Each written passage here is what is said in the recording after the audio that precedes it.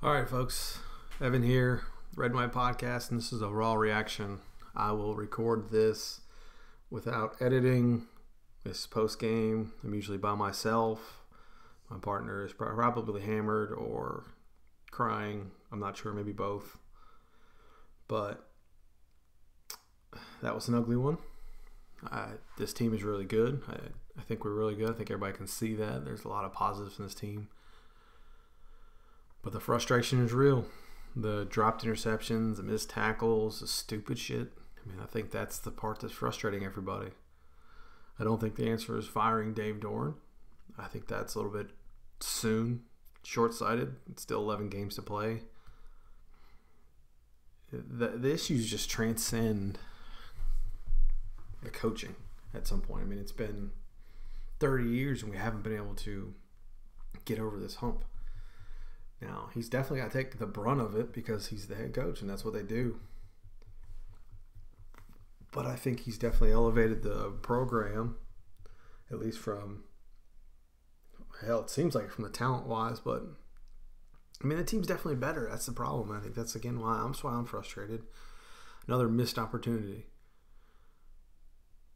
It's eventually what cost Tom O'Brien his job. That he didn't care, but you see this team just whip South Carolina on the stat sheet, but drop three potential interceptions in the first half alone there, that was. And just, the opening kickoff, like what the hell? Just in the special teams, blunders. It's amazing we had a chance to tie this game at the end. And I hear you, James, put in 6'5", C.J. Riley, but South Carolina's got a couple tall DBs too, 6'2", 6'3". So I assume as soon as Muschamp called that timeout and they adjusted, they put their tall guys in the field. Now, still throw it to C.J. Riley maybe, but if I'm in that situation, I'm probably looking for Jalen Samuels or Kelvin Harmon. I'm not necessarily going to put that one on a freshman, put a fade route on a freshman. So I don't think that was a problem. I think everybody's just frustrated with seeing how good this team is or could be, and seeing the stupid mistakes that are costing us from turning the corner, from getting over the hump, and from costing Dave Doeren from actually having a big win. And that's it. We don't know how good this South Carolina team is. They could have been really good. We'll find out in a few more weeks. I think they have some talent quarterback. That quarterback can play. And, we didn't make any tackles. We didn't make any plays. And that's it. We put the ball on the ground way too much. Whether, sometimes we were down or whatever. But the ball, man, hold on to it. Don't fumble. You can coach not fumbling. You can coach, protecting the ball.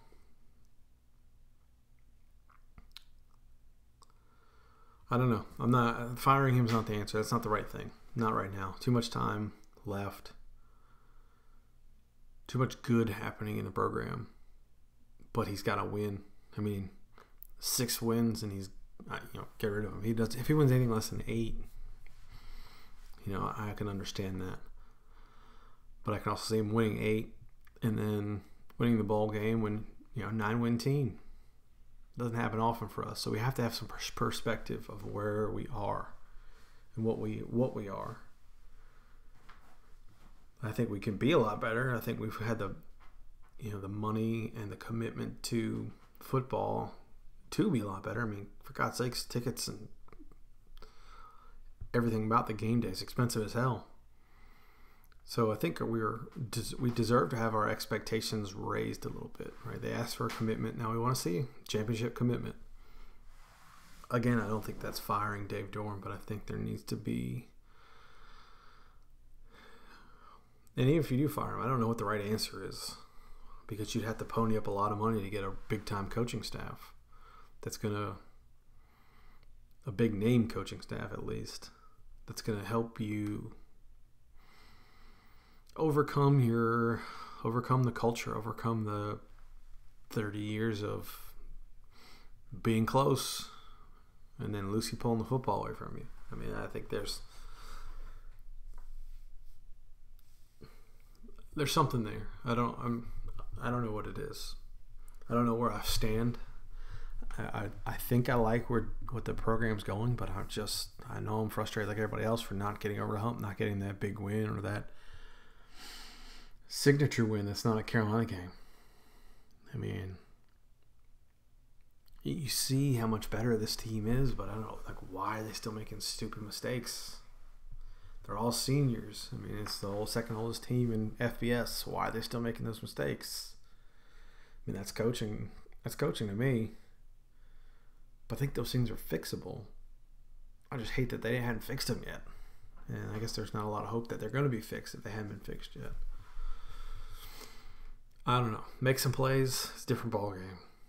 I mean, played like poop and still had a chance to win. Still had a chance to tie. We're still in this game. Still competitive. Still got everybody worked up. But I don't know. I'm frustrated as everybody else. Maybe a little bit disappointed. I thought we were going to win, but I told my buddy before this game, no state fan should have expectations for these type of games, so we prove we can win them. I mean, that's what it comes down to. We haven't proven we could win this type of game. These close games where teams are comparable, they're on a big stage or a stage where you can elevate the program. We just haven't done it. We haven't done it since, I can't remember the last time we've done it, so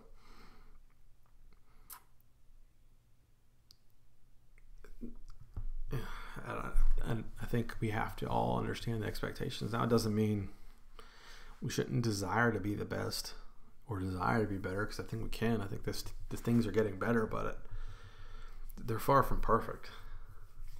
And now I'm just rambling because I don't really know what to say. I'm just frustrated like everybody else. I see the people already by our door, and I just think that's wrong. I think that's not right. There's 11 games left. A lot of football to be played. Chances to get over the hump. There's going to be some spotlight games. Win those games, right? Win 1-2 of those games. You got to win Notre Dame now. I mean, I know that was up in the air. But you got to beat that. You got to win that game now. Because if you don't, you're putting yourself behind the 8 ball. And then you're going to be struggling for opportunities for signature wins. You'll have Clemson, Florida State, and Louisville left. Assuming you take care of business on the rest of them. But you need a signature win, and this would have been they would have said back-to-back SEC wins if you count the bowl game. Even though it was Vanderbilt. That's, Vanderbilt. But maybe I'm just hoping this South Carolina team is better than everybody expected. Because I know we're better than we looked. I think it hurts the offensive line with Richardson out and Prescott getting hurt, and it just wasn't a great showing. But they still put up big numbers. I mean, you don't do that with bad offensive line play. It wasn't anything in particular. It was just guys not making plays. Arias drops an interception. Jarius Moorhead drops an interception. Somebody else dropped one. These were all in the first half. You got to make those plays if you want to win those games. And you still had a chance. So, I don't know. Frustration. Sure.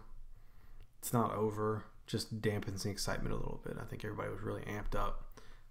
And I think there was an opportunity. Amped up at the opportunity to win this game and kind of take that next level. But we hadn't done it. We haven't done it historically. But it'll happen at some point. I think things are all moving in the right direction. I just don't know when it'll change. It better change or I'm going to go crazy. But that's all I got. I'm just rambling at this point. I'm going to go watch some more football. I hope everybody loses. That's all I got to say. Go Pack, and we'll be back next week sometime after the holiday. Thanks for listening.